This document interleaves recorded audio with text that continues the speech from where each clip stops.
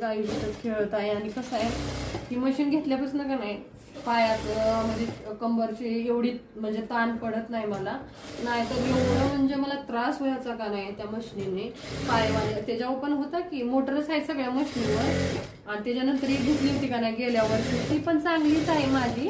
पण कसं आहे माहितीये का, त्याच्यापेक्षा ही स्मूथली आहे. इतकी सॉफ्ट म्हणजे स्मूथली चालते ना, कुठं जाचणं नाही. जसं की आपण जसं फिरवल तसं. पण जी माझी होती पूजाची ती उषाची ती ना फक्त म्हणजे पाया पण चालायचं आणि मोटरीवर पण ती एवढी पळत नसते ना. आता मी ह्याला लयच कमी केले, कारण आपल्याला अस्तर जोडायचं एकदम छानपैकी, कुठं 10 वेळा खोलाखाली करायचं नाही. म्हणून मी आता काय केलंय फक्त नॉर्मल ठेवलेलं आहे. एवढं पळत नाही. नाहीतर मशीन आपण जेवढं पळवल तेवढी पळती मशीन, लय पळती.